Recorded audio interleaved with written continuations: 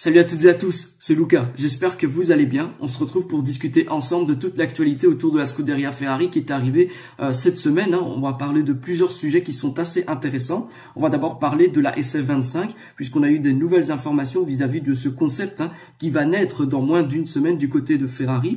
On abordera aussi quelques propos de Frédéric Vasseur vis-à-vis de l'équipe et du recrutement au sein de Ferrari. On parlera aussi des premiers choix en termes d'organisation qui ont été faits par le nouveau directeur technique, Loïc Serra. Et aussi, on parlera de la visite surprise de Leclerc, Vasseur et Hamilton à Maranello vis-à-vis des employés avec un discours pour préparer cette saison 2025 qui arrive à grands pas.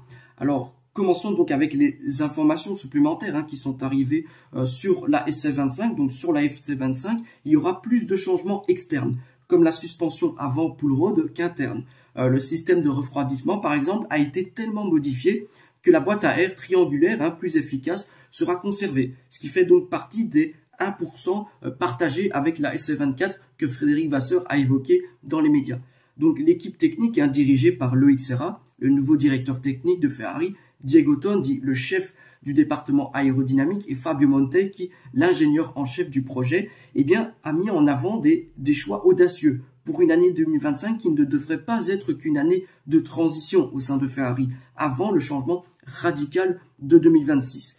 Par exemple, la SF24 en elle-même, c'était déjà une voiture qui marquait une certaine rupture importante avec le passé, où l'aérodynamique avait déjà changé de façon spectaculaire après les problèmes de la SF23.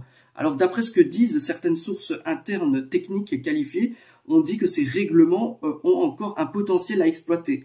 En bref, il y a encore une bonne marge de progression. Toujours difficile, mais on s'accorde à dire que si on trouve sa voie, les gains peuvent être considérables sur la monoplace. C'est ce que Ferrari ici est en train de viser, précisément par exemple avec l'adoption agressive de la suspension avant pull road, ainsi que l'élimination des limitations sévères que la SF24 a portées avec elle pendant toute l'année 2024, en particulier en ce qui concerne la façon de tourner sur les pneus. Donc un réarrangement des masses, cependant, n'est jamais trivial, et ça nécessite surtout avec ces voitures un temps d'apprentissage des réglages.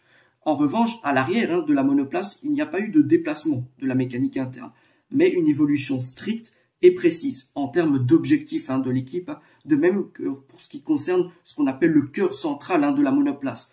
Sur la SF25, le refroidissement n'a pas fait l'objet d'un réaménagement lourd, un domaine dans lequel Maranello a procédé à une optimisation supplémentaire sans se dénaturer, mais elle est nécessaire pour s'adapter à d'autres changements comme par exemple l'adaptation de la disposition du système de refroidissement au nouveau châssis, puisque Ferrari aura également un nouveau châssis. Alors sur la SF25, ce fameux 1% de reprise de la voiture précédente dont parlait Frédéric Vasseur dans les médias, ça va comprendre par exemple la prise d'air du capot qui restera triangulaire comme l'arceau de sécurité, donc une caractéristique qui remonte à 2022 avec la F175 ou même avant cela avec la SF90 qu'on avait eue lors de la saison 2019 et qui est donc associée à la volonté de ne pas rendre le refroidissement du développement plus central. Dans le jargon technique, on appelle ça le refroidissement de la ligne centrale de la monoplace. Alors, les oreilles collées sur les côtés de la boîte à air sont en fait présentes sur l'ensemble des voitures Ferrari jusqu'en 2024. Même les voitures clientes à moteur Ferrari, c'est-à-dire Sauber et Haas, ont préféré centraliser le centre de gravité en déplaçant non seulement le radiateur d'huile, comme chez Ferrari, mais aussi celui de la partie électrique, dans l'axe central de la voiture pour mieux libérer certaines zones, comme les pontons. Alors aussi un autre sujet, c'est les premières décisions organisationnelles de Loïc Serra en tant que directeur technique de Ferrari. Ferrari disposera de 900 heures en soufflerie au cours du premier semestre de l'année 2025. En comparaison directe avec ses rivaux, par exemple, Maranello dispose de 60 heures de plus que McLaren et autant de moins que Red Bull, selon des paramètres qui seront donc mis à jour après le Grand Prix du Canada, donc à partir du 23 juin pour être précis, lorsque la position actuelle de la voiture dans le classement sera également prise en compte. Alors officiellement installé à Maranello depuis le 1er octobre, le nouveau directeur technique Loïc Serra, il a élaboré un plan assez minutieux pour l'allocation des ressources.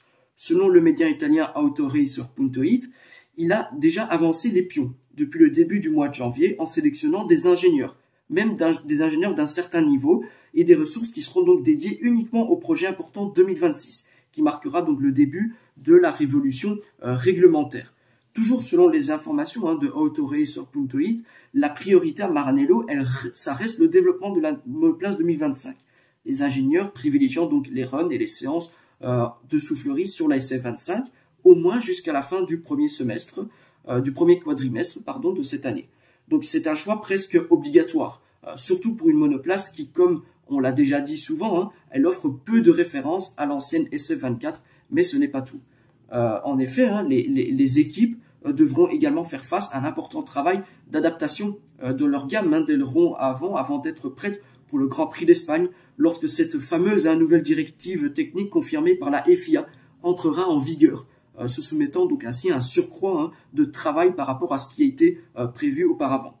Donc en résumé, chez Ferrari, les heures consacrées à la voiture de cette saison représenteront environ les 2/3 de 900 heures disponibles, dont 180 seront consacrées à l'utilisation du tapis roulant, celui qui a été modernisé avec la mise à jour de la soufflerie à la fin de l'été dernier. Donc une tendance destinée de toute évidence à s'inverser au fil du temps, avec une concentration progressive de plus en plus orientée vers le projet 2026.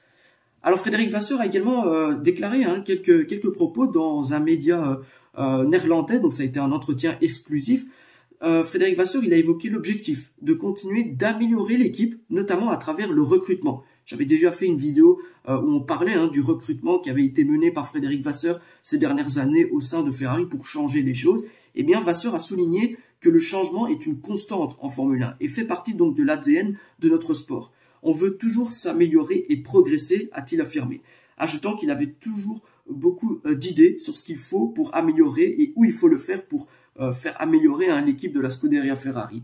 Il a également mis en avant l'importance du recrutement pour renforcer l'équipe. Nous cherchons donc à embaucher de nouvelles personnes car c'est la bonne approche, a-t-il déclaré. Donc il a insisté sur le fait que cette dynamique était essentielle pour la performance de l'équipe. Alors il a également été interrogé sur l'impact de Ferrari sur sa vie personnelle. Vasseur a expliqué avoir été assez surpris par la perception extérieure de cette expérience. On m'a décrit cela comme une énorme pression, mais je le vois comme un énorme enthousiasme autour de moi, autour de nous, il a déclaré. Il a souligné donc le soutien et la solidarité qu'il ressentait, loin de l'image d'une ferveur oppressante. Il a donné par exemple l'exemple de Monza, où certains tifosi étaient même venus offrir des fleurs à l'équipe, un geste qu'il a trouvé très émouvant. Donc pour lui, cet engouement est avant tout une grande source de motivation, plutôt qu'une pression inutile. Alors Leclerc, Hamilton et Vasseur étaient à Maranello ce mercredi dernier pour un discours. Hamilton et Leclerc étaient à Maranello ce mercredi pour préparer cette très attendue saison 2025. Les deux pilotes ont travaillé avec les ingénieurs et se sont donc consacrés aux travaux de développement sur le simulateur où ils ont donc pu apprécier même les capacités de la SF25. Alors rien d'étrange jusqu'à présent, si ce n'est donc que les deux pilotes présentés par le directeur de l'équipe, Frédéric Vasseur, ont eu l'occasion de saluer les employés du département course de Ferrari. Donc, dans les différentes vidéos postées sur les réseaux sociaux, on voit Lewis Hamilton s'adresser aux employés du Cheval Cabré en italien, surprenant ainsi tous les employés. Merci pour votre accueil chaleureux. Je suis heureux de commencer cette nouvelle aventure avec vous chez Ferrari. J'ai toujours rêvé de faire partie de cette équipe. Je me réjouis de travailler avec vous. Ce sont donc les propos de Lewis Hamilton vis-à-vis de l'équipe. Leclerc a également tenu un discours en remerciant le travail à Maranello. Pour lui, l'équipe est chaque jour en train d'avancer dans la bonne direction et il ne manque pas grand-chose pour atteindre l'objectif, comme ce fut le cas en 2024. Donc Leclerc, un discours de patron, un discours d'un pilote mature et prêt à prendre l'équipe sur ses épaules. Le programme également pour l'événement donc F1 75 du 18 février.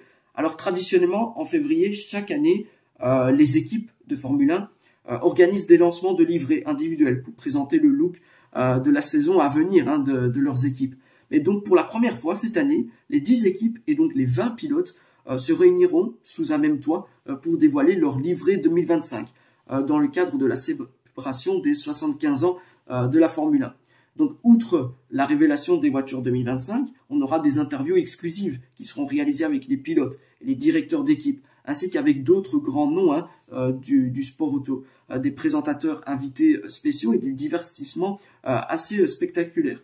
Du côté de Ferrari, on sera fièrement donc représenté par ses nouveaux pilotes, Charles Leclerc et Lewis Hamilton, ainsi que par le directeur de l'équipe, Frédéric Vasseur. Alors la livrée 2025 sera dévoilée sur la voiture 2024, donc la SF24, le lendemain, donc le 19 février, la SF25 prendra la piste à Fiorano pour la première fois. Donc Hamilton et Leclerc se partageront le volant de la SF25 pour réaliser ce qu'on appelle le shakedown.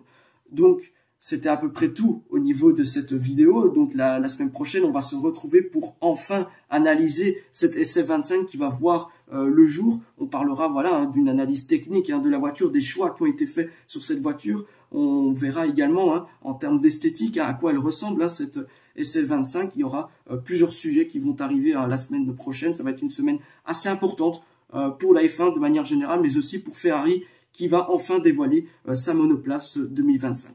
Donc comme d'habitude, n'hésitez pas à me partager vos impressions dans les commentaires, à liker et partager la vidéo et surtout à vous abonner et activer la cloche. Moi je me retrouve très vite pour une prochaine vidéo et jusque là, portez-vous bien et sempre Forza Ferrari.